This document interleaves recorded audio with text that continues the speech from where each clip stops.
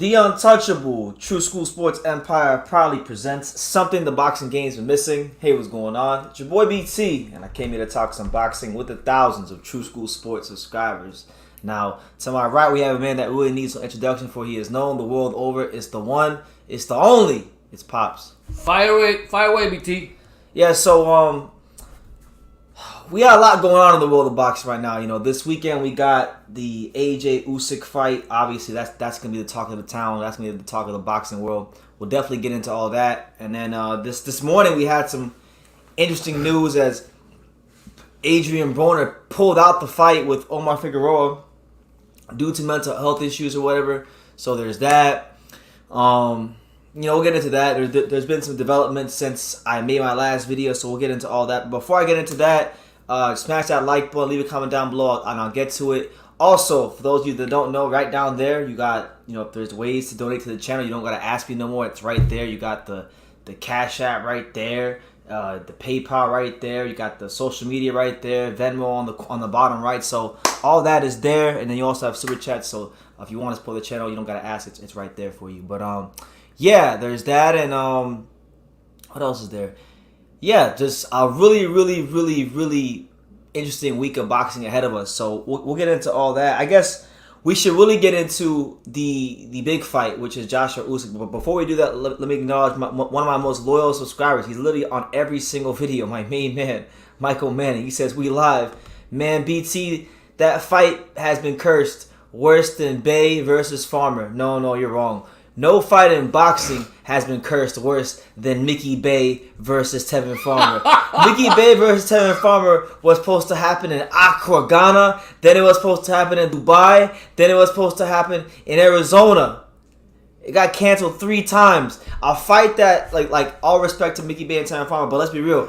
Like a fight that really nobody asked for, nobody was clamoring for, you know, didn't really happen because, and it literally failed in 3 different countries. It failed to happen in 3 different countries.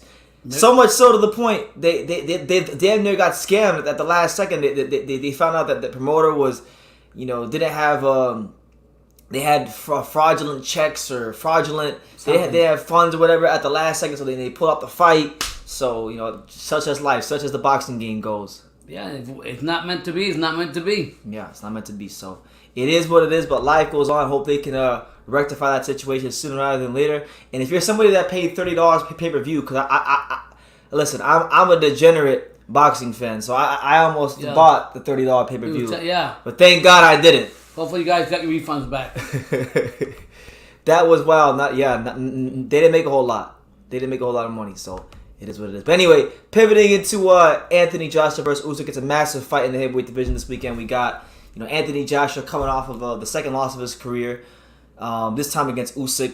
Look, it's a real watershed moment in his career. Very similar to like when Lennox Lewis lost to Hasim Rahman. You know, people question how great Lennox Lewis was. People are questioning how great Anthony Joshua was. People have always questioned how great Anthony Joshua was. Even when he was undefeated, there was always a lot of fans that didn't buy the hype and the hoopla and these type of things.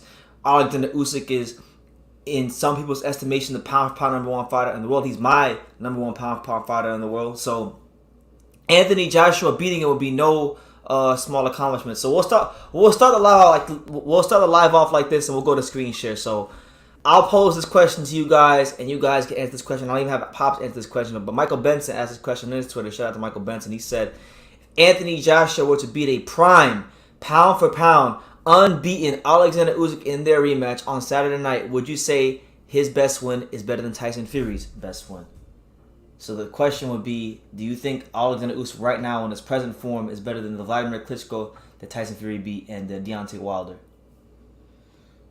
You know what? I'm going to go yes. Yeah? The reason I will go yes because of what he's accomplished, and from the cruiserweight moving up to the heavyweight, he continue his his progression is getting better and better. I think yes. I think it's big. That's not taken away from Tyson Fury and what he's done and whoever else. It's just right now people don't give enough credit for Usyk at all. I don't think they give him enough credit. But he beat a former opponent in Joshua the first time, which I feel is going to happen fucking again. Joshua's going to get fucked up again. Stoppage? Yeah. I don't know if it's stoppage, but I'm going to tell you this right now. Usyk is coming back. He's bigger. Yeah. coming out bigger. He's always got strength. He's got the quickness and everything. I've always seen the same record playing for Joshua. The same playing over and over. If he don't lose some of that muscle mass, I don't know if he has. It looks like he has. If he doesn't have his stamina, he's in trouble against Usyk. I'm telling you right now. I'm picking Usyk. Yeah? Yeah. I'll tell you right now, he better not let it go to points. I'm just he better not. I'll tell you right now, in Saudi Arabia, he better not let it go to points. I don't have bad memory, but I know towards the last of that fight, towards the end, I think it wasn't. He was in the best. He was beating the brakes off Anthony Joshua. Yeah, and that was just it. So he's coming this time to. No disrespect to Joshua, he's done a lot for British boxing. I just feel that motherfucker, Usyk is ready. Okay, so did you interpret the question properly? Yes. What's the question? Basically, who's accomplished more? No. What? Wrong. If Anthony Joshua beats Usyk, is that win for Anthony Joshua? Is it better than anything Tyson Fury's done so far? You out of your damn mind? No. So you don't think hold on. Nope. So you don't think Usyk is better than Deontay Wilder and Vladimir Klitschko that fought Tyson Fury? Yeah. Oh, he is. Yeah. So then that means you do think this win for Anthony. If Anthony Joshua beats Usyk, it would be better than all Tyson Fury's wins.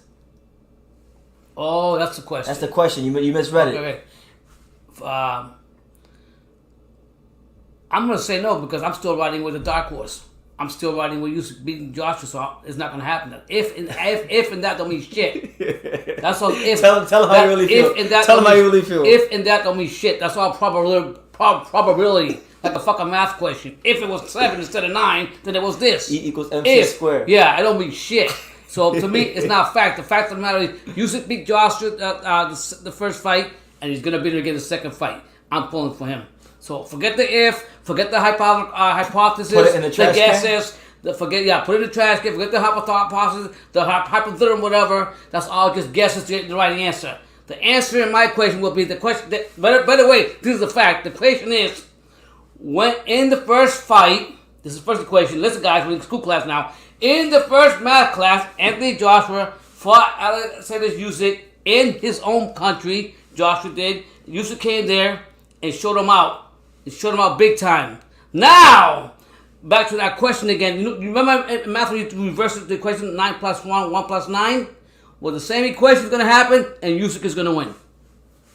Okay, so you giving Anthony Joshua no chance? No chance. No chance? No chance. You just riding off AJ. I don't think that fucking wow. Garcia. No respect for Anthony Joshua. I said respect in the beginning. I did say respect when he's something for British boxing, but Garcia's not going to help him. Not motherfucking the British Bojo's not going to help him. I'm telling you right, nobody's going to help Anthony Joshua. The only thing I will say, if Joshua comes out there throwing him some strong punches, he'll be okay. But I just think Usyk's quickness, movement, is going to be a lot of problems for Joshua. Simple as that. There you go. Pop's laying the smackdown on everyone's candy ass. Coming out the box, swinging on the live. Moving on and pivoting into the next thing. Anthony Joshua was asked if he sees the winner of this rematch with Oleksandr Usyk as the best heavyweight in the world, and he said, nah, unless Tyson Fury is 100% retired, but you got to beat Fury as well. So that's kind of like the looming shadow over the fight. You know, Tyson Fury has made this whole fight, even though he's not fighting, he's made the whole fight week about him by vacating the belts and saying he's retiring. Yeah. Do you buy his retirement at all? No, I'm gonna go with the old man, Bob the father, Bob Arum. They had an interview on Fight Hub TV, and they were asking him. They came out and asked him. They asked him, "Hey, what do you think about this thing last minute? Fury fucking retiring." He came out and says, "You know Fury. He loves a camera. He does attention. That's a bunch of bullshit. Oh, that's a crock of shit. He still gets along good with Sugar Hill. He's still doing his thing right. So I don't believe any of it. He just wants attention, and sure enough, he's getting attention from this either way." Well, I think he's retiring to see what's going to happen with this fight, because I'm of the mindset if Anthony Joshua wins, he's going to magically come out of retirement. Do you honestly think Usyk wins, he's going to stay right there. I'm going to ask. He's going to stay right there. He's not coming out of retirement. That's a question I want to ask you because I hear you saying a lot of times that for some reason Fury has like he's scared to fight Usyk, or he's afraid, or some reason he doesn't want to fight. I don't want to say he's scared. He's very disinterested though, like because I've been going back and I've been rewatching a lot of the old interviews from like months ago, years ago. Anytime Usyk's name's brought up, like he did an interview on IFL TV. His literal quotes were, well, what did he say? He said the heavyweight champion of the world has to be from the America or the UK, only the Western world. Nobody cares about a Ukrainian or something like that. Okay. A blown up middleweight. Okay, but if this is Fury's competitive mindset, and he's being he said this. He said this when he's happy. He said this when he's serious. He said this all types of different ways. So I don't think you want to fight Usyk. And this is coming from a Tyson Fury fan. Well, I'm gonna tell you right now. We know how not to deviate, but we know how Fury fights. Fury puts your weight on you, leans on you, puts all that shit. I'm gonna tell you that right now. That mojo is not gonna work against Usyk. Usyk uses movement, loses distance. He does not sit there and it's gonna allow Fury to go ahead and hold him. So a lot of things will work against Fury. I think if that fight will happen, I think the movement, the quickness, the way, the smartness that Usyk goes in that ring will get trouble to Fury, and Fury's probably got that in the back of his mind. Yeah, and like Tyson Fury, he's not exactly George Chavallo or any of these guys when it comes to having a great chin. You know, he's never been knocked out, but he's been dropped at every level of boxing, whether it be British level against John McDermott, European level versus Nikolai Furta, or as a contender against Steve Cunningham, or as a champion against Wilder. He's been dropped plenty of times. Just nobody showed the extra quality to finish him. Mm-hmm. So he's resilient in that regard, but. Usyk could drop Tyson Fury. Usyk punches hard enough, sharp enough to where if Tyson Fury isn't careful and gets caught with something coming forward, it could be a big problem for him. So maybe the fact that this guy is because the advantage Fury normally has with most heavyweights is that he's the more nimble guy. He can move. He's more agile. He won't have that against Usyk. Nah. So we don't know until we see the fight, but that's my take on it. I say as far as Anthony Joshua, I hope he lost some of the muscle mass. I hope he got enough we call it stamina. Stamina, yeah. Because that's a lot. I think a lot of issues with him, but I just think the way I seen Usyk, when I seen him walk in the first time I seen him this past when we had the most recent interviews and before that, I seen how big he's gotten and how he's more focused and what's going on in his country and all this. I think it's going to be a tough. I mean, he's been through everything. I think he got screwed over coming back to the UK and having the fight there. In my opinion, the second fight when he beat Joshua clearly. So him going back to UK and get this big fight back to Joshua's hometown, and I'm comfortable with this decision. Doesn't matter to Usyk. Usyk's gonna tear his ass apart this time. Okay, that's how Pops feels. All right. So moving on. We got let me see So Anthony Joshua also came out and he said basically that he was talking about his last fight with Usyk, and I guess what his approach was. He said the following, and I quote, "It sounds crazy, but I'm not going to lie. My objective was never to hurt him. My aim was to go the full 12 and prove I could box as well as he does. But I didn't work hard enough to prepare for a 12-round fight at that pace." So he's basically saying that he didn't really try to come out there and fight the big man fight. He tried to box with the boxer. So now he's saying these kind of things. You would be led to believe with a more aggressive trainer in Garcia, he's going to come forward and try to beat him up. I'm going to tell you like this: if it's not broke, don't try to fix it. What I'm getting at, and as long as Josh has been in the heavyweight division, UK boxing, he should never change his his style should always be the same. The style, the formula that got him to win was it aggressiveness. Then you stay to that point. You telling me right now that this is what happened. It's telling me you had a lot of questions about Usyk. You question yourself on what's got you to where you're at.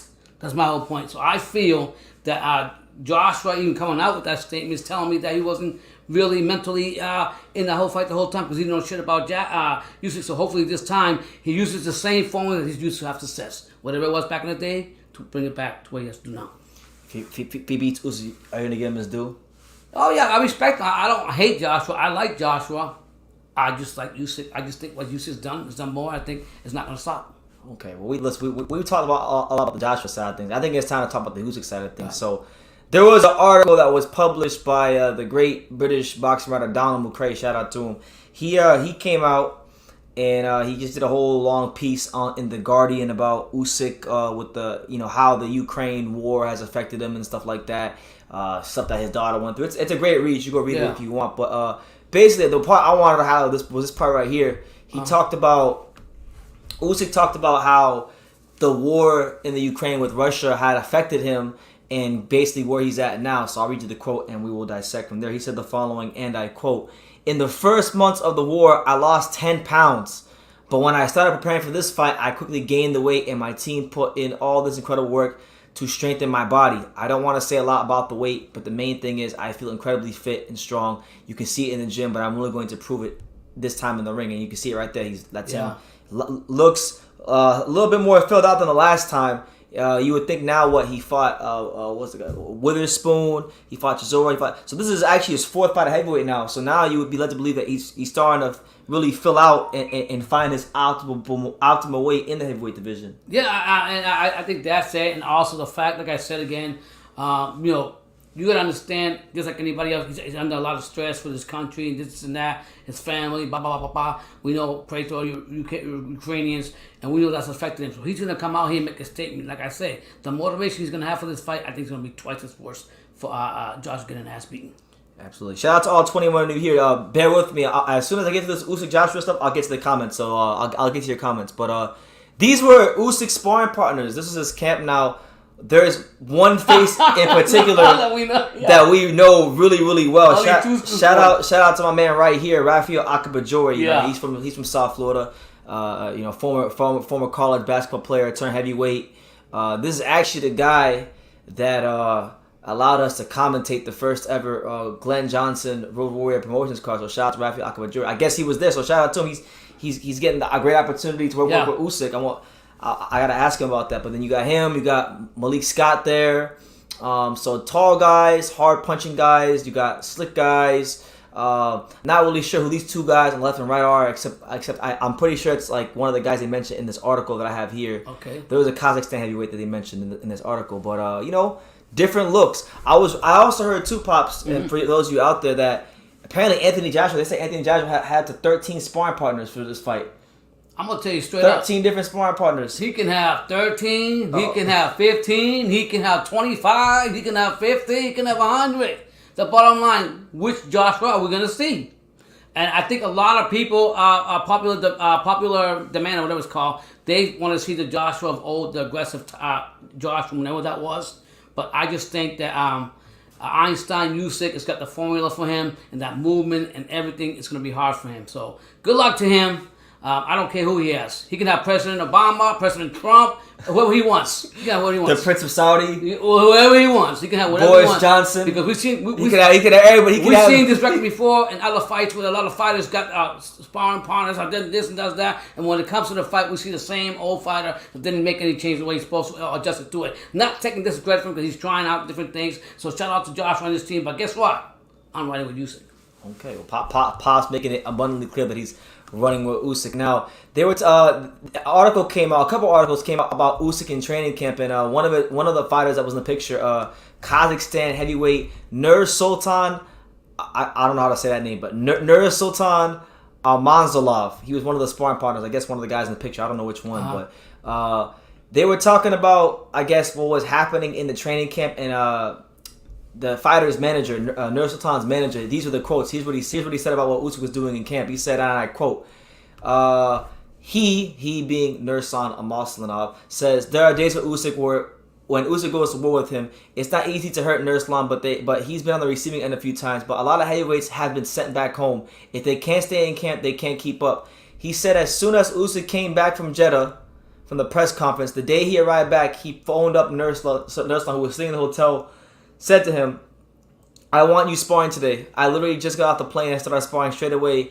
And Amazlov said he was in a foul mood. He was in a really angry mood. He wanted to go to war. Anthony Joshua is in trouble. Wow. So there you have it.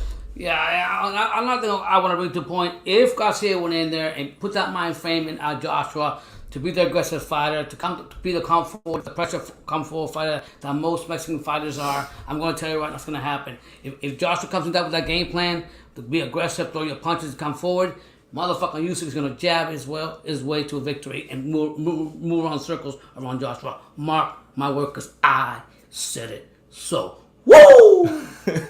So what if Anthony Joshua tries to box Usyk? I'm going to tell you. So you're saying there's nothing he can do? It's not like you're saying there's nothing Anthony Joshua can do. Ain't no formula. I wish him the best.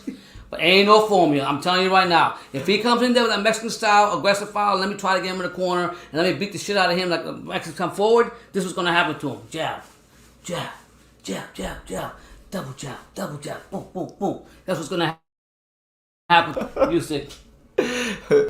Pop's letting y'all know straight away. Yeah. Hey, but shout out to everybody here. It's your boy BT, the Untouchable True School Sports Empire. Just getting in a nice little live in today to kick off the week. Hope everybody's Monday is well. If you're just getting off work, then hopefully you're on your way home and everything's going good for you. But let's get into it, man. We got so my man Gene. Gene says the win would be better against Usyk than anything for Fury's done because Usyk is pound number one. Klitschko and Wilder weren't. I'm with you on that one. Yeah. Let me see. If he can't fight like Foreman, then maybe so. But still, Usyk is the much better boxer than Anthony Joshua. Yes, there you go. Rico Ransman says, I haven't seen you in a minute, Pops. It's good to see you. God bless you. That's right. Boxing. Hey, shout out to Lyndon Jones, my main man, Boxing Therapy. He says, never trust anything Fury says, ever. Yeah. I mean, you got a 90-year-old Bob, the Godfather, who you think his mind will be gone telling you that, and you already know. Yeah. Rico Raymond says, Usyk is stylistically hard for Fury. People say Usyk is too small, but forget Cunningham dropped Fury. Usyk is a heavyweight that can box. That's why Fury ain't interested. It's that, yeah, exactly. And these heavyweights that are under like 6 foot, any heavyweight under 6'5" who can move and punch a little bit is a problem for Fury. But then you said that before, any short fighters he has, he always had problems with short fighters. I mean, for Fury, or more or less smaller heavyweights. Oh, okay. But everyone's smaller. When I say smaller, I mean like anybody below 6'5". So you're basically saying the style that what Ransom's saying is the style that Usyk's bringing is the same one that Cunningham knocked out. What's his name? Is that what you're saying with Fury? Yeah. Okay. No. Good point. Let me see. What are your thoughts on Broner? Do you believe him? And yeah, we'll get into Broner now because that's really been the talk of the day that's been dominating the headlines. If you got any Joshua Usyk related stuff, we can talk about that too. But let's pivot into Broner because this is something that directly affects me because I was supposed to go to I may go to the fight this week. I'm not sure yet, but the card is still on. They have found a replacement for Adrien Broner. Omar Figueroa, Sergey Lipinets will be filling in for Omar Figueroa. So credit to Lipinets. He was actually scheduled to fight on the untelevised portion of this card. Now he's fighting in the main event. So ain't that crazy? Such is life. You know, you just never know when those opportunities are coming. So you got to stay ready. So you don't got to get ready. You feel me? So big opportunity for him. Do I believe Broner? Yeah, I do believe Broner. But a lot of people don't believe Broner, and that's okay. You don't have to believe Broner. Broner's been messed up for a long time. If you've really been following Adrien Broner on Instagram or social media for a long time, this motherfucker been crying out for help for the longest time. The longest time he's been crying out, like as far as like with his actions and stuff. Now we a lot of people have been writing it off as like, oh, he's just being stupid, he's been being funny. But nah, man, if you really understand people, you will know that Adrien Broner has been messed up for a long time. So listen, I don't know.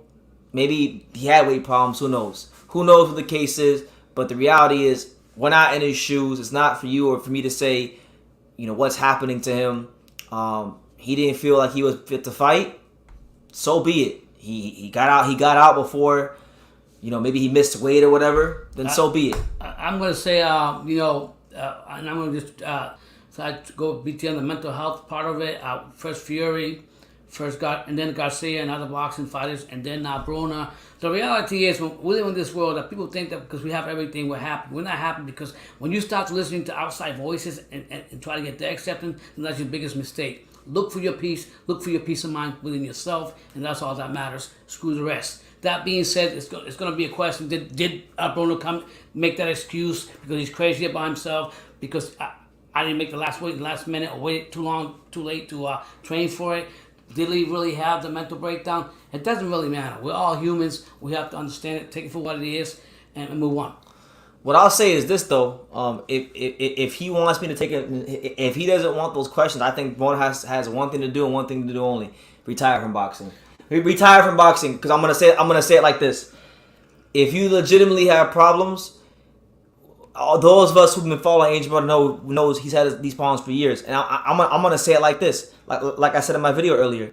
Adrien Broner hasn't been all in as a fighter for years. He's had this a constant problem for the last 5 to 6 years of like he can't make the weight, he wasn't focused, all these kind of things. Like I can remember as far back as 2017 when he was getting ready to fight Adrian Granados. The fight was scheduled for February 11, 2017. In a 12-rounder. The fight got pushed back to February 18th in a 10-rounder. So they cut the rounds down. Yeah. They pushed the weight up because Adrien Broner couldn't make the weight. and he they enabled him. Yeah. And they've enabled Adrien Broner for a long time. So I feel like this should be the final nail in the coffin. Al Heyman should go his way. Broner should go his way and seek whatever help he needs, and that should be it. Otherwise, then I think it's fair to criticize this and call it BS. Well, that's my opinion. Figueroa came out, was very angry and not throwing beautiful flowers at Broner, just throwing a lot of hate, anger because of the fight. But at the same time, somebody commented in the comments that they were saying that Figueroa was at fault when the first fight was supposed to happen. So how can he throw Figueroa, I believe he had a DUI or crash car, and he was just on fire a month ago, like literally a month ago. He was on fire talking about he had mental health problems and all these other type of bullshit. So you can't come out here and you're if there was ever a fighter who could not criticize Adrien Broner about being professional, it's not Omar Figueroa. Ain't have a leg to stand on. Then I'm gonna say another thing about Broner. I personally don't think that Broner should get out of boxing, get your therapy, get what you got to get. Because you know what the Broner does, most fighters do? He put a lot of motherfucking asses on seats. He sells. And I think kind of negative. You don't sell. I think love his name. Nope. You go get the gym. There's plenty of something like that. Yeah, well, I mean, I still think it was a better name than a lot of people. I think that he was a better name than a lot of people. Okay, well, I'm still riding with him. Whatever he wants to do, I'll bless him. I'll pray for him. But I just feel that he's a good name for boxing. Yeah, I listen. For me personally, he has to get out of boxing. I'm serious. He needs to get out of boxing. He ain't been there for years. No, about 4 years, right? He ain't been mentally all in boxing for like the last half a decade. Yeah. Literally for like 5 years, you heard the same song. He's not focused. He can't make weight. Focus Broner this. Yeah. Focus Broner that. He ain't been focused since the motherfucking Obama administration. Yeah. when it's not gonna happen because he's got issues. Okay. God bless him. So I'm not trying to throw salt on the man. I really don't have any malice or hatred in my heart. I'm just calling it how I see it. Yeah. And I want to bring up an interesting quote that Mike Tyson's trainer that Stacey McLean, shout out to him, brought out one day. He says, to be a boxer, you got to be a boxer 24 hours a day, every minute, every second. And if you're not that, then you need to get out. So I'm saying, if you can't give every last fiber of your being to the sport, then I really do believe that you should get out. And that's not to be like harsh, nothing. Rico says, I pray for AB. People are going to talk shit regardless. If his mental health was off and he continued to fight, he would have got knocked out and he would have been clowned. He probably hate how his career turned out. I mean, maybe. We don't know what's going on in that man's head, but what we do know is the man needs help. And he wasn't the only one in the main event that needs some damn help. Omar Figueroa needs some damn help too because he ain't exactly the best either. Shout out to Charlie. He says, video, the older I get, the better looking I am. That's what I said in my videos. Yeah, it's the truth. It's the truth. I guess Charlie's eyesight. It's the truth, man. Charlie's eyesight's not going bad. You know what I'm saying? God bless you, Charlie. Yeah, but anyway, let's talk more about the whole event happening this weekend with Figueroa and Lipinets. Now, you can see right there, there's a report. Mm-hmm. Per source, Lipinets, who is on the non-TV undercard, could replace Adrien Broner in the main event. And this is actually an interesting opportunity for Lipinets. He's not too far removed from losing to Jaron Ennis. This is a guy in Lipinets who, look at the guys he's fought. I mean, he fought Lamont Peterson, Jaron Ennis, Mikey Garcia, and the list goes on and on and on. So Lipinets, you gotta give a credit to a guy like him who maybe doesn't have the fanfare of a lot of guys, but this is a guy that he was ready to fight on the untelevised portion of a card that, let's be real, a lot of people weren't really checking for this card like that. But now he gets his chance to fight in the main event and make an impression and push his career forward. So you got to respect a guy like that who stays ready and didn't turn down no smoke when the opportunity was presented to him. So Lipinets versus Figueroa, it's an interesting fight because both guys are towards the end of their career. Yeah. Both guys have a bit of punching power, but both guys have decent chins. So could actually wind up turning out to be actually a better fight than a Figueroa versus Broner. Because even though Broner talks a lot and he's entertaining, if we talk about Broner as far as in the ring over the last few years, he don't throw his hands. He don't let he stays in that Philly shell. He don't let his hands go, and then we always come back after the fight, or not me, but those of you who like think Adrien Broner is this A-level plus fighter. You guys come back and you say, well, if Adrien Broner would have let his hands go, this would have happened. And then I tell you, well, if I was 6'6" and a half, I'd play small forward for the Charlotte Hornets. We can't go by ifs. So it is what it is. But you mentioned Pops. You mentioned we've been talking about Broner. We can go back up. And Broner. Here's the actual post from Broner.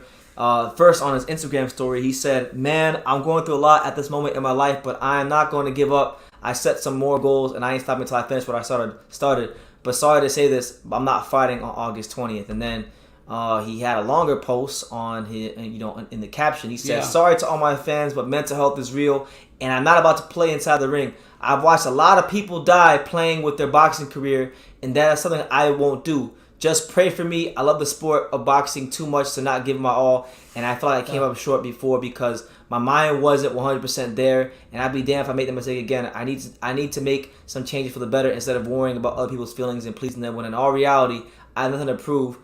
And pretty much, So he wants to take some time off. He's saying it's not the end, but I'll be honest. All right, I feel like it has to be the end. It has to. Well, how old is he now? Late 30s? Doesn't matter. It doesn't matter how old he is.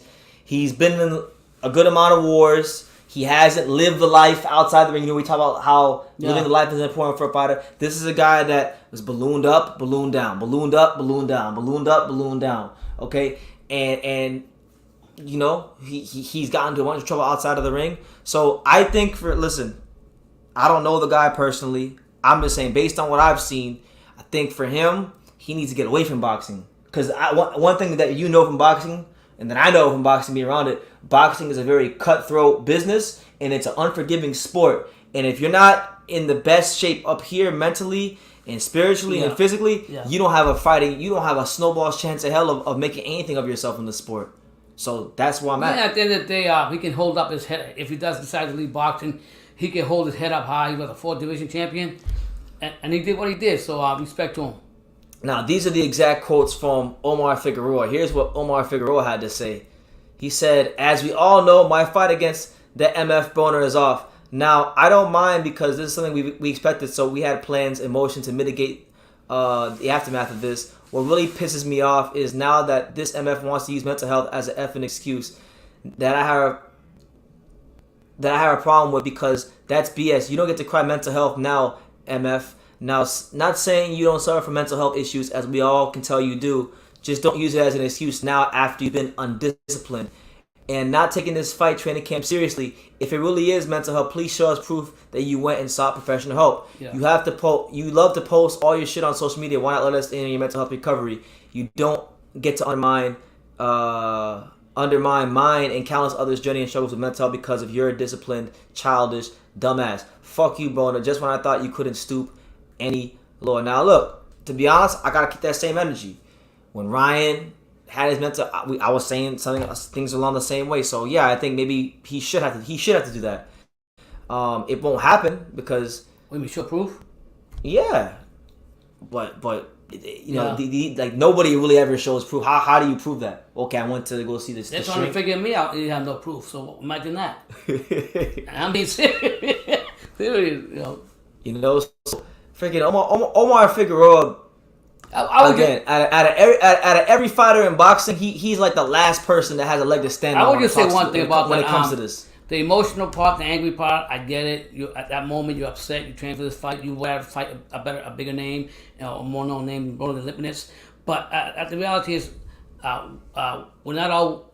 My son tells me this all the time because I get crazy sometimes too. I let my emotion make big and bad decisions, and sometimes we can't be like women and let our emotions take over what the reality of it is. I'm not saying that Figueroa is right, but at the same time, I just think he needs to use all those harsh words because he's not really in Broner's mindset, Yeah, and again, like I reiterate, this is a guy who he's missed weight before. He's pulled out of fights. He's had incidents that have nothing to do with boxing that have prevented fights from happening. So Omar Figueroa, like I said, it's not like he's this professional fighter that always makes weight, that doesn't get into trouble outside the ring. He doesn't have a leg to stand on. Yeah. That being said, I will pray for anybody that got that. I pray for forgiveness for what they're doing wrong, and because that's what I was taught. You know, even if I want to throw pedals and do this and do this, I pray for them.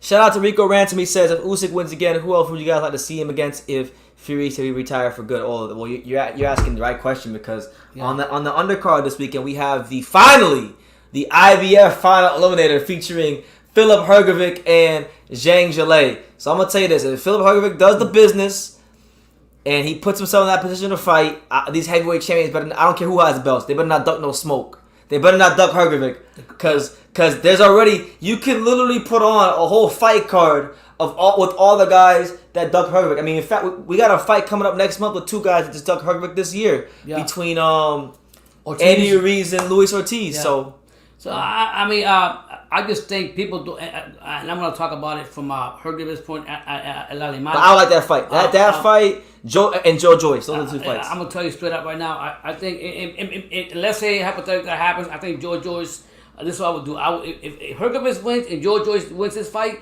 put Joe Joyce and Hrgovic in the winner fight for whatever the heavyweight thing. That'll be a great fight and it will sell. But back to what I was saying about Hrgovic. Nobody gives the creation enough credit. Nobody says slow. He's Fred Flintstone and everything. But your actions speak 1,000 words. You got to get in that ring and prove it. You can't just say he's this and that. And I'm telling you right now, the animal's coming and he's coming with a vengeance. Yeah. Shout out to Croatia. They say, you know, it's funny. They say he's slow, but I know so many heavyweights that are slower than Hrgovic. That do now. There was a big signing today that happened for Top Rank. Arslanbek Makhmudov, who's 14-0, 14 KOs. He saw a Top Rank today. He punches about as hard as anyone in the heavyweight division, but he's much slower than Filip Hrgovic. What are they gonna call him? If they call if you out here calling Hrgovic slow, if you don't know who Arslanbek Makhmudov is, I like him. He can punch, but if you think Hrgovic is slow, if you think I don't know if he's slower than Joe Joyce. Joe Joyce is pretty damn slow. Yeah, but he's pretty slow, so wait till you see him. But yeah, Top Rank did sign Makhmudov today. He's the number 6 WBC contender and the number 6 WBA contender in the heavyweight ranking. So he's probably only a fight or two from a world title shot, even though most people never heard of him. Yeah, I mean, go watch him out. Because I was telling Saint when I seen him, he's got power, but like Bennett says, he's a lot slower. He's like a snail compared to the turtle, if you guys want to call El Animal, but Croatia's own Hrgovic. Hey, Susem, what's good? Champion says, saludos, BT. BT, is mental health a excuse that boxers will abuse? Absolutely. You bet your ass they will. Because it's probably the easy excuse to use in the world. Because, first of all, if somebody says, okay, I have mental health problems, there's no way that you can prove that I'm wrong. I just say it, you know.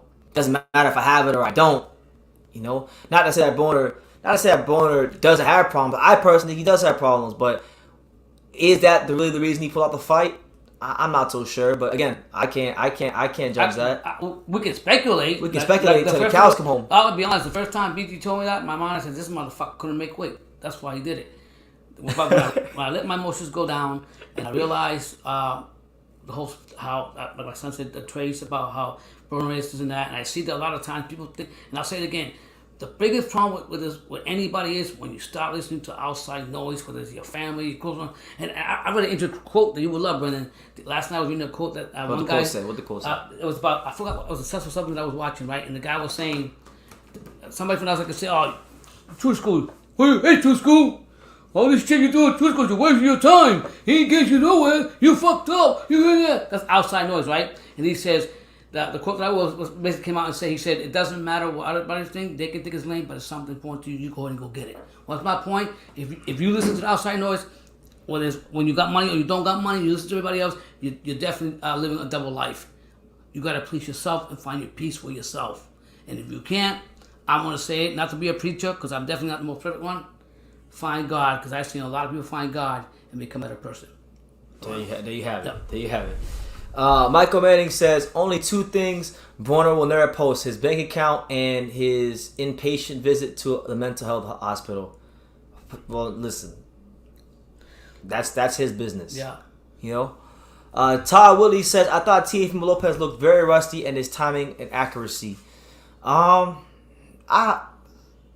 didn't really see it like that. It was kind of hard to say he looked rusty because from what I saw, he had an opponent in front of him who got hit a lot due to the fact that Pedro Campa didn't have a whole lot of defense. But, I mean, I just saw a guy in there working more so on his boxing skills because he had the opponent to do it with. A guy that didn't have a whole lot of power, was slow as a snail, and gave him the space to operate and fight the way which he wanted to fight.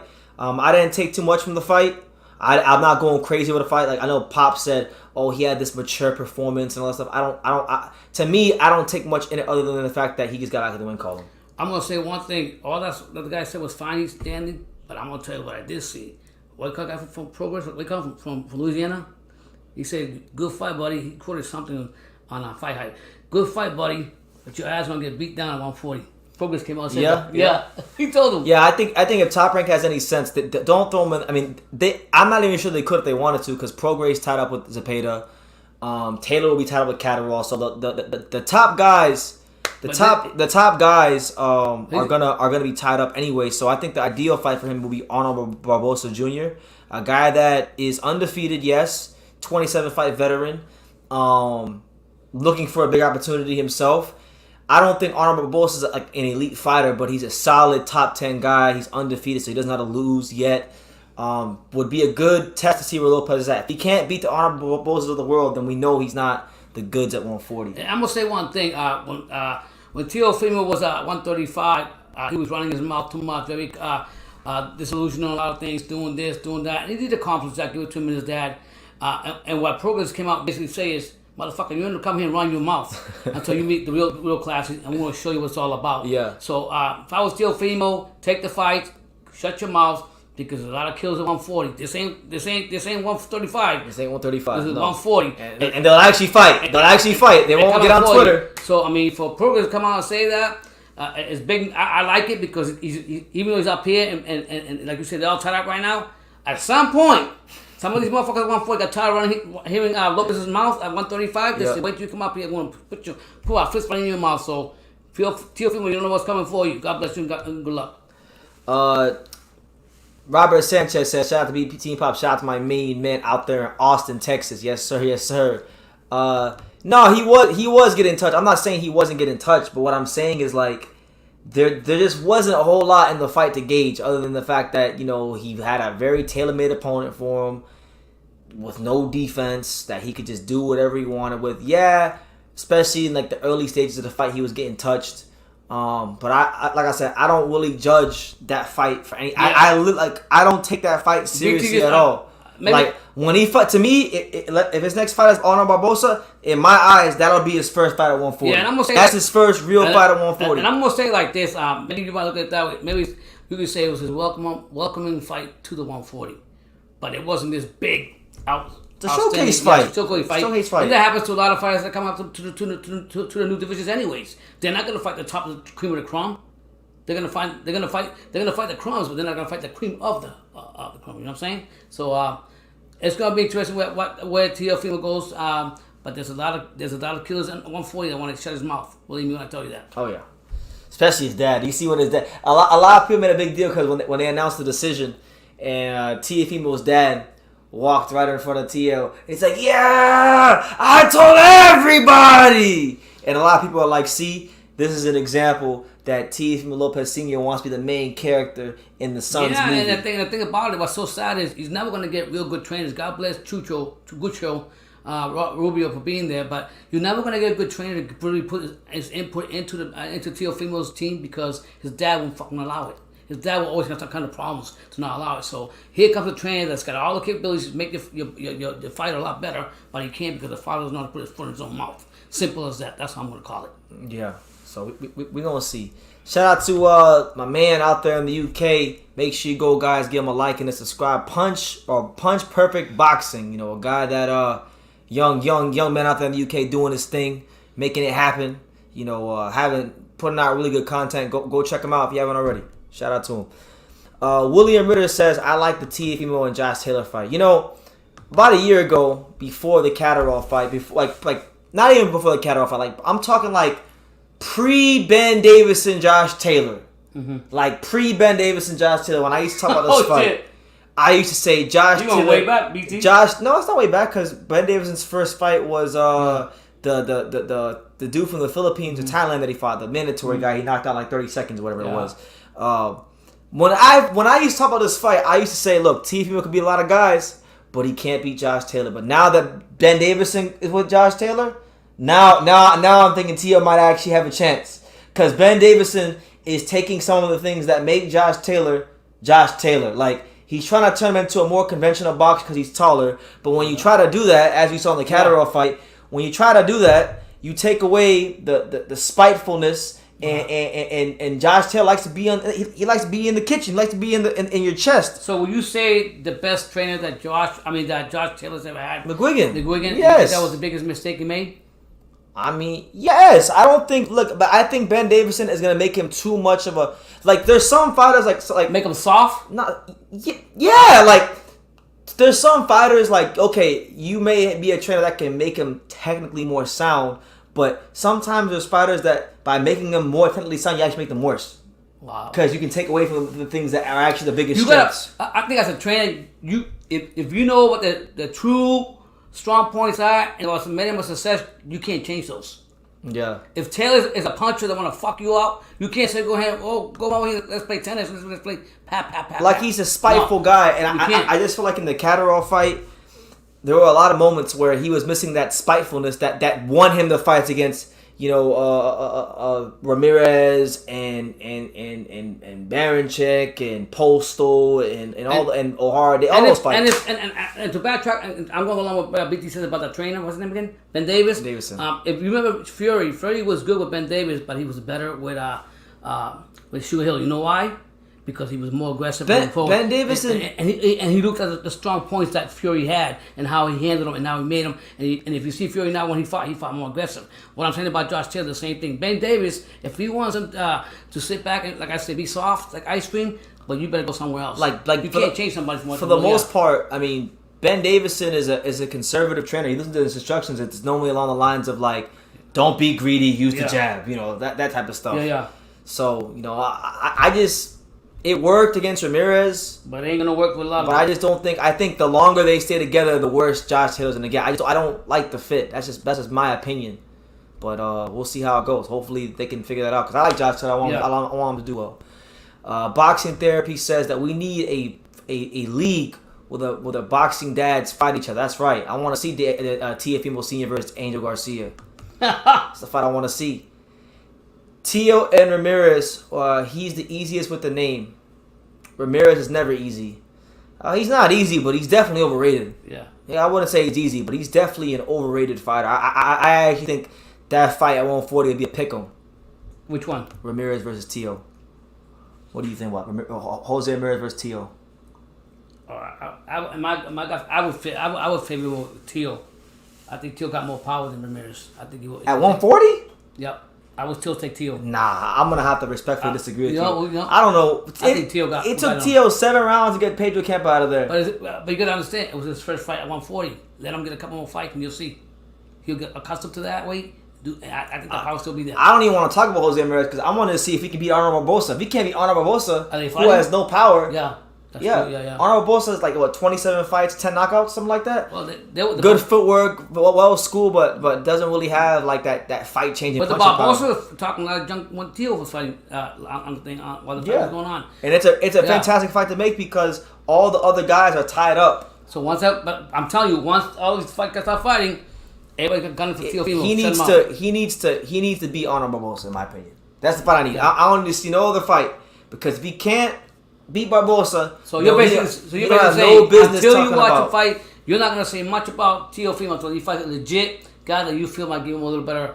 Because Barbosa's a solid. He's not a great fighter, but he's a solid guy. He's respectable. He's credible. Top 10 guy. Never lost. Yeah. Good footwork. He's a full-fledged 40-pounder. Yeah. He's gonna give Teo more resistance than, Yeah. Hyro says Arnold's got more knockouts than Michael McKinson. Yeah. He ain't much better than Michael McKinson than Michael McKinson is at welterweight. I'll tell you that right now. I'm gonna tell you like this: if I just think that Tio should just focus in the boxing gym. Him and his father need to stop talking about all kinds of shit. What they're gonna do to take over? You only fucking fought one fighter at 140. What fucking takeover? I like what his dad said. His dad said that guy was tough. He would give problems to everybody. Pedro Kemper. He would give problems to everybody. I'm saying, what takeover? If they keep talking like that, I'm gonna tell you, there's gonna be a lot of people. Even what's the name, Barrios might come out and go and fight him. Well, no, he won't, because Mario Barrios is at 47. Oh, okay, I forgot. Yeah, what I'm saying, what I'm getting at is, they need to stop coming up here like they will 135 and keep talking. Let your action get you where you're at, or you're gonna be humble real quick. Shout out to Hyro. Hyro says Tio look good. I can't wait till he reaches his prime at 147. Because Hyro says that nobody gives a fuck about 140. It's like the cruiserweight of that around that area. Yeah. Hey Hyro, I do like your videos. I love them all. Keep doing a great job for Two School Sports. Thank you so much, Hyro. Everyone, show your appreciation to Hyro. He's the one that makes these compilation videos. These compilation videos, man, they ruffle a lot of people's feathers. That's all good though. There was one. What happened?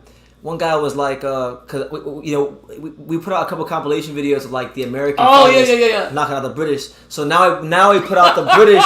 Now I put out the British knocking out the Americans, and they're like, one guy was like, do you get a lot of views for pandering this much? Like from the Brits, and my response to him was yes. My response to him was yes, I do, and your mother also watches the channel. Oh no! So I'm doing all right for myself. I mean, at the end of the day, I like what Hyro does. Opens up the mind of other people and let them know what it is. And at the end of the day, it's a free country. You can express yourself any way you want. If you can't accept it, then keep on walking. G. Gonzalez says Tank is scared of Haney and Shakur. Oh my God. I don't think Tank is scared of them. I think the Mayweather promotions is scared of them. I think Tank will fight anybody. It's the promoters, man. Like, and Tank ain't gonna go tell him, hey, I want to go fight those guys. It's just not him. But why would anybody be afraid of Devin Haney? Devin Haney can't no punch power. Shakur, I don't know. I don't think none of these guys are afraid of each other. I think it's a narrative like Gervonta Davis is politics. Gervonta Davis is one of the only American fighters who can fight in the East Coast and the West Coast and sell 15,000 plus tickets. There is a gravy train rolling. Leonard Ellaby and all parties involved on that side, they're going to make sure they keep that gravy train rolling as much as possible until one of these fights that we want to see as the hardcores actually, the money makes sense to them. Yeah. So I've been telling everybody, like, when it comes to Tank, don't expect Tank to fight anybody outside of Rob Valenzuela, Frank Martin, Michelle Rivera, or Isak Cruz rematch. You always say it's gonna be one of them four. So y'all better start watching fights. If you don't know these four guys or any, y'all better start watching all four of these guys and figuring out who you want to take the fight, because he's fighting one of those four. It's either it probably won't be Rao, because Rao is fighting on the undercard of Ruiz versus Ortiz fight. Ortiz. Yeah. So maybe not him. Frank Martin, I think, is gonna fight Cobra. So it really comes down to Michelle Rivera and the Pitbull Cruz rematch. So, but they make good money with that Pitbull, and I think they'll make some good money with Pitbull again rematch. Yeah. Well, we'll see what happens. I hate when he says stuff because it always comes from true. Yeah. Hyro says Teofimo Lopez at 147 will be a killer. The reality is these guys 135 aren't gonna stay at 140 for too long because nobody cares about the weight class. He also says that that's why nobody gives a fuck about Aaron Pryor, because he stayed at 140. He didn't go to 147. Damn, you have to go way back like that on Pryor. Don't disrespect Pryor like that. Come on, man. Man. Yeah, but he hates 140. He can't stand 140. Okay. Because nobody cares about 140. On to the next. I love Howard though. Pitbull's fighting September 4th. Yeah, he's fighting Eduardo Ramirez. Well, you know what? September, what? So let's do the math. September is what? So December, Tank's gonna fight in December. That's what? So 3 months. So it might be Michelle Rivera, because he's the only one. I don't think he got a fight scheduled. He's been calling for that fight and he's been. I know he's ranked highly in the WBA for a while. That could be a tough fight for Tank, because one thing about Michelle Rivera is he's got one of the best jabs in the lightweight division. Mm-hmm. The only problem with Michelle Rivera is I think that chin's a bit suspect to his, and on top of that, I don't know if he's got enough punch variety to kind of confuse Tank, to keep Tank from hitting him with something big. Because I feel like the minute Tank hits him with something big, that could be all she wrote. But I would like that fight. Out of all those fights, that's probably the one I like the most. BT, what do you think about? I know we talked about a lot about Teofimo, but what do you think about Zayas' performance in that fight? Xander Zayas? Do you think he's still gonna be the next Puerto Rican star? I think he's more to prove. No, I think he's on his way. I think he's maturing very well with Xander Zayas. I think he's got to tighten up on his defense more. He got hit a little bit too much for my liking, but clean up his defense a little bit, and I think he'll be well on his way to becoming the next Felix Trinidad. Yeah, because the taller he gets, the more he looks like Trinidad. You've been saying that for ages. You know, so I hope he keeps it going because I like him. I like him. And you also like the other fight they had at Sheeny from Charlie Sheehy. Yeah, from Javier Centennial Gym again, another one. So yeah, I mean we had a good time. Besides the Joshua fight, what was on the card? Anything good on the card? Oh, that's the. You got a very important fight on the card. It's very important. Man, let me be stupid. So you have the WBC final eliminator at light heavyweight. You got Callum Smith taking on Canada's very own Mateo Badalik. Well, let me tell you, I don't know who Mateo Badalik is, but I will say this about Callum Smith. I think under what's his name again? The trainer that I like that he's on the new trainer he got right now. I think Buddy McGirt. Yeah, McGirt. I think that last fight I really liked his performance, and I think he's only gonna get better. Yeah. Well, I hope so. Yeah. We'll find out when he fights Mateo Badalik. Okay. And the winner will become WBC light heavyweight mandatory. So. Oh wow. Okay. You know. William Ritter says belt holders who fight less than 3 times a year are divas. Change my mind. So basically, everybody in boxing who's not Canelo is a diva. That's basically what he's saying. He just likes active fighters. Who doesn't? You know what I mean? We all have active fighters. I would just say just the politics of boxing. That's the whole narrative of politics. No, not all of it's politics. Some of these guys are just lazy. Yeah. Some of these guys just don't want to fight. What? Can I give you an example? Yeah. People are gonna say, "Oh, BT, you're being a hater." Demetrius Andre don't want to fight. You hear this? This guy that loves Demetrius. I love Demetrius Andre, but he don't want to fight. Yeah. Like they were supposed to have some sort of solution already for the Johnny Beck thing. Is Johnny Beck? Who's Johnny Beck in the fight if this don't happen? I don't know, man. I don't know. He must be constantly set with money, though. I'll be honest. William says yes. William made that statement just so he could say yes. Yeah, of course. Yeah, I'm with you on that one, William. Hyro said, BT, have you seen the video of Zayas being asked about Fundora? He don't want the Fundora smoke. BT, I've been telling you, Fundora will punch a hole through. Well, you know what? I'm okay with that because, I found out a fact about Fundora. That's my guy now. Oh, So when I went to Canino's gym for for when Gabe passed away, the thing they had at the gym, they were telling me, they're like, Sebastian Fundora used to come to the Caninos and spar all the time. So Sebastian Fundora used to train in day. In your gym, in my gym, in the original. Sebastian Fundora, he's your man. He beating everybody. I'm just gonna tell you, man. Harold, Harold loves Sebastian Fundora. He has been saying for the longest time. Sebastian Fundora will beat the hell out of Xander Zayas. Harold, just for the hell of it, can Fundora beat Charlo? That's the question of the day, Harold. Do your homework. We see Terrence and Errol Spence are the biggest divas. Terrence only want to fight on Turkey Day. Yeah, isn't that signed yet? I thought it was signed close in November. I don't know if it's signed. I doubt that it is. Jesus. But what I do know is that as of 2 or 3 days ago, Al Heyman and PBC made Terrence Crawford a 3-fight deal worth $14 million with an $8 million guarantee for the Spence fight, 3-3 for the other 2 fights. What do you think about that? Because I know when I was live, you weren't here for that. What do you think about that? I think Crawford needs to get Should paid. Crawford sign that fight? Do you think that's fair, or do you think they're lowballing him? You don't think that's fair? No. If you're gonna give him $8 million for the first fight, and then you're gonna give him half of that money that he made for the first fight for 2 other fights, give him what is due. Oh. Fuck Al Heyman. Oh. I just get upset because he doesn't make the fights. Okay, there you have it. Pops letting y'all know. Fundora will beat Charlo. Yes. Okay. Charlo will run from Fundora. We're gonna see, man. I mean, he's gotta take care of Tim Tszyu. If he can take care of Tim Tszyu, then that Fundora fight shouldn't present itself. There should be no reason why Fundora doesn't become an option. They're both in the same stable, so why not? G. Gonzalez says Crawford versus Spence is not going to happen. If it doesn't happen, listen, man. If Crawford and Spence doesn't happen, I'm going to have a whole lot to say about everybody. I'm just going to put it Y'all better hope Crawford and Spence happens. Or otherwise, I'm going to have a lot to say. If it doesn't happen, they're both going to move up to 154, and they're going to fight sometime, or they're just going to move up to 154. Simple as that. Yeah. Brendan Smith says, you do realize Usyk will win. Yeah, I'm with you on that one. I mean, as long as the fight ain't relatively close and it don't go to the cards. I guarantee you. Don't let it go to the cards. Joshua gonna tire his ass out, tire himself out. I think Usyk will win. Usyk will win the fight. I think Usyk will win, but I'm just trying to tell you guys, if that fight is close and it goes to the cards. And it wasn't close last time. Fights and it's gonna be close. Fight by fight, things can change. Fighters make adjustments. Usyk is coming here with a vengeance to let everybody know I'm not only here to vindicate my name, I'm here to vindicate my country's name. Joshua, get the hell out of my way. Hyro says, shout out to the Barfather for making fights in a warehouse and giving out free tickets to the public. Very nice of him. Yeah, there's a new, you said the new stadium or something, right? New arena? Teo fought at Resorts World, and Hyro was saying that it looked like a warehouse. Yeah, and Teo came out of the documentary saying, yeah, maybe next time they'll put me in Madison Square Garden. What was it? Remember that, right? The big room, yeah. Yeah, he went on a rant. They got me here, I filled this up, and now we can go to the big room.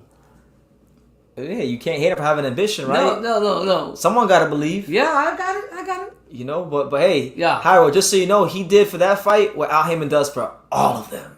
Wow, what's that? Saying free tickets. Stuff like it's just saying.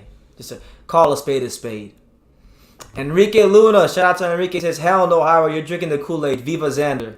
Hyro, you're drinking the Kool-Aid. There you go. Drinking that Kool-Aid, man. Tell him. Enrique, tell him. He's been drinking that Xander, Fundura Kool-Aid for a long time. And Hyro's not like that. When he deals with the Japanese, the same way. He sticks with fighters. Crawford doesn't fight Spence at all. The haters coming contract offered. Man, I don't really give a damn. Isn't there a deadline for this? What's the deadline? Crawford Spence? Answer me this question. How long does motherfucking Spence hold to his belts? How long? What, the titles all he them has? belts, yeah. Those gotta be... Well, he just won the one. He just won the one against Ugas, but he's had the IBF title since his first world title he won in 2017. But isn't there a certain time and you have to get rid of it? Or you have to fight, do something? Or is the politics going like they did with Fury? We're going to give him two extra weeks to hold on. Well, it depends on the sanctioning body. Okay. He's got WBC, he has the WBA, and he has the IBF. So the IBF, listen, if this continues any longer, the IBF may step in and say, okay, you got to fight Jerron Ennis. Which his response, I think, will be vacate the belt. You know, I don't know. But can't he's fighting Keith Thurman soon, man. Y'all better just prepare yourself. Spence versus Thurman. Brendan been saying this one time. He said he's coming. He said one time came back fighting. He said, Dad, don't be surprised. I'm telling you this right now before it happens. He's fighting Keith. And I'm looking at him crazy. I said, what are you telling me? Oh, he gonna fight Thurman. So if it happens, get ready. Get ready. The new True School Sports. Get ready for those interviews. You all better roll your dice and go to the casino and say and bet on Thurman fighting Spence. Yeah. Hyro says, nah, man, I'm going with this generation of Lennox Lewis. I'm going with AJ. Usyk is old and 36. Just lay away on Usyk and take his legs away. Either way, both of them are done. Tell him, BT. Yeah, bro. Anthony Joshua. Listen, man, y'all getting real disrespectful of AJ. You know? I might fuck around and pick him again. Yeah. You know, because y'all getting real disrespectful. I'm sick of the AJ Even Pops get crazy. You get disrespectful out here. Yeah. Oh, shit. You know? Honestly, I want Usyk to win, though, because I want to see what Tyson Fury will actually stay retired. What? I think if Usyk wins this fight, he will actually stay retired. You think so? Yeah. Let me ask you a question, Brendan. Who would you make more money off? If they fought Usyk and Fury or Joshua and Fury? Joshua and Fury. That's a way bigger fight. The country will literally stop. Yeah? The country will stop. For that fight? Yes. But the fight might not be there. It might be in Dubai. It'll still stop. Seriously? Because it's a reason for them to drink. Two Brits fighting for all the heavyweight belts. There's never been a better time for anything to drink. G. Gonzalez says the Charlo sisters are ducking Benavidez. Charlo will avoid Benavidez if he's smart. But you know what? Benavidez is avoiding Beterbiev. You know? Benavidez don't want to smoke with Artur Beterbiev. Yeah. He was in position to fight him a couple years ago, and then he calls everybody a punk and a bitch and a pussy and every negative name under the sun. But then when Beterbiev is mentioned, he says, oh yeah, you know, I respect the rankings. I just want to work my way up, you know, that type of thing. So, you know, it is what it is. Is Wilder Helenius going to be announced soon? It's a good coming back fight. I believe it should be. You know, I like that fight. I think, you know, they know each other too. So they know each other from sparring. Helenius is you could do a way worse for a comeback fight than Robert Helenius. So you take that. I'm gonna tell you guys. I want to tell you guys this, and I want to highlight this right here about Wilder, just so y'all know. Yeah. we don't know what the WBC is going to do with Tyson Fury's belt. He might actually get the belt taken from him from the WBC. We'll see what happens. If the WBC does strip Tyson Fury of the belt, mark my words, okay? They will make Wilder versus Helenius for the WBC heavyweight title. I guarantee it. If Fury gets stripped of the WBC belt, Mauricio Sulaiman will make Wilder versus Helenius for the WBC belt. Yeah, I'll say it like this. Because Wilder's already ranked number 1. Yeah, and Wilder's a big name. No matter how you want to sugarcoat it, people love Wilder. I mean, you need to have him in there, and I think coming back here, he's going to come back and do good. But do you think that fight's actually going to sell? What fight? The Wilder Helenius fight? Come on, man. Yeah. I don't know. We'll see. I don't think it's going to sell. It's gonna make money because Wilder's back, but get Wilder in the back in action. I think this will be better. Yeah. Okay. We got my man William. He says Benavidez was definitely not ready for Better BF a few years ago. He'll never be ready for Better BF. Better BF could be 45 years old in a rocking chair. Dave Benavidez will never be ready for Arthur Better BF. Well, I'm gonna tell you like that straight away.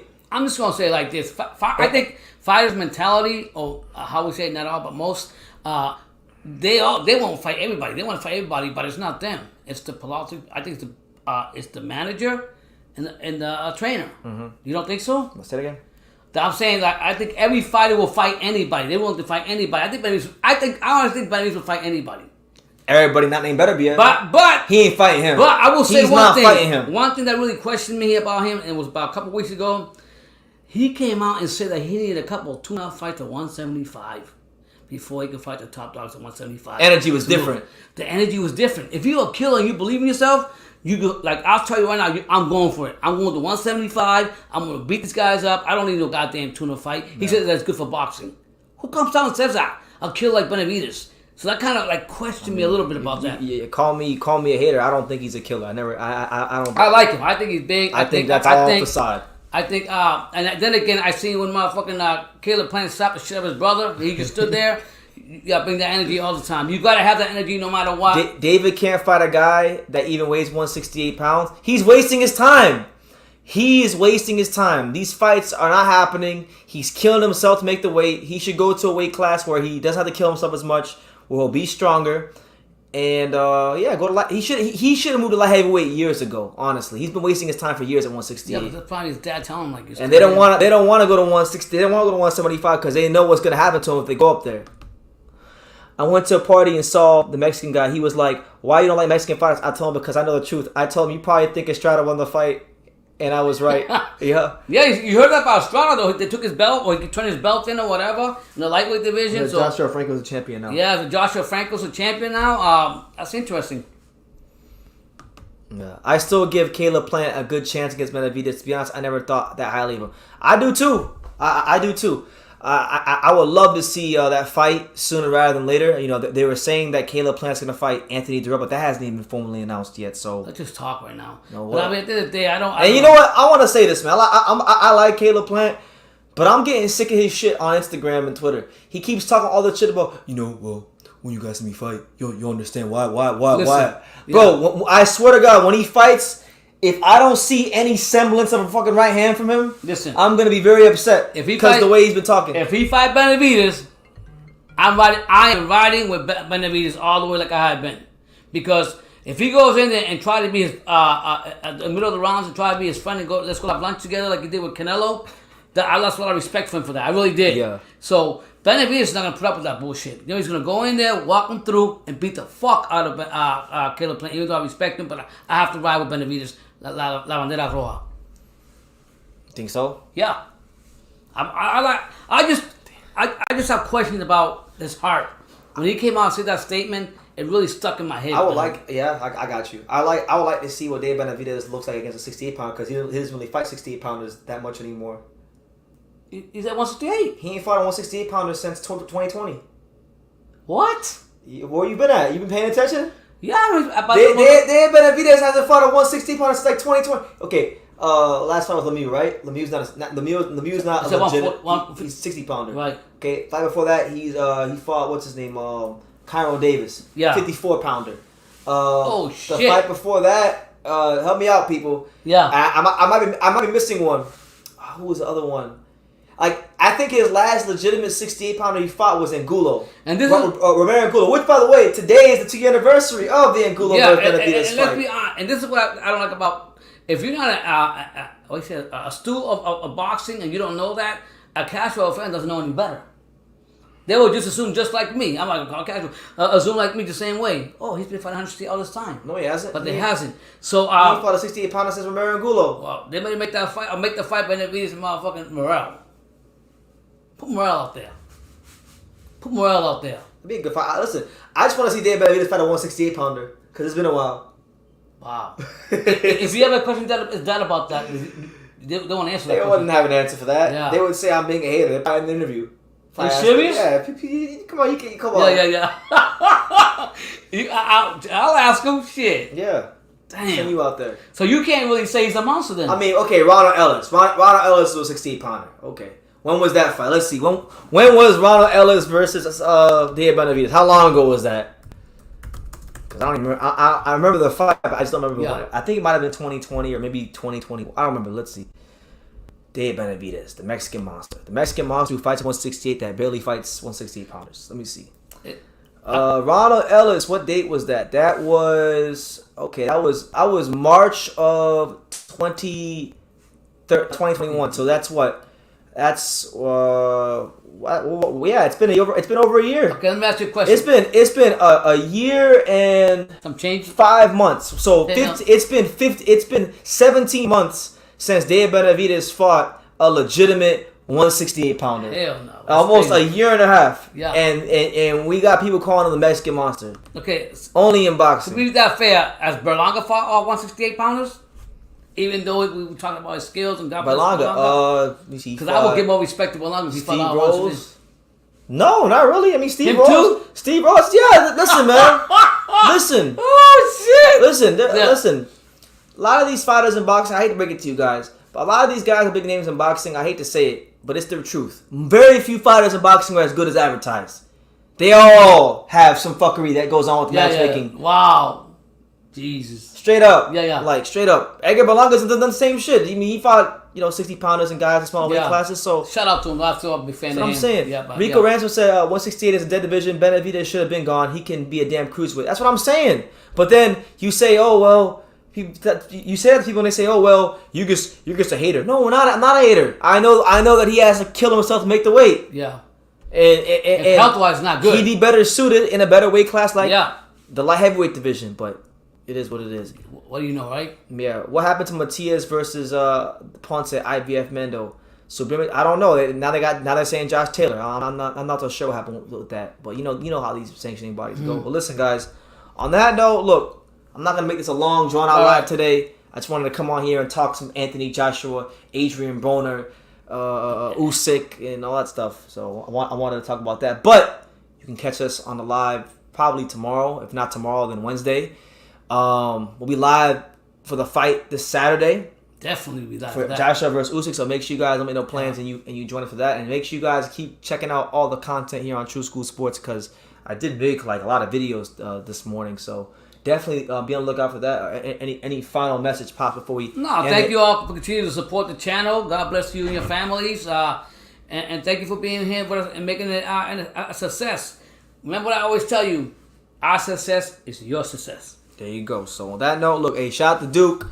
Duke, I'm about to get off, but salute to you, Duke, one of the OG subscribers. But yeah, Duke. On that note, guys, take care. Like I say in every single one of these videos, you can love me or you can hate me, but I'm just Kid from Daniel. So until next time, take care, guys.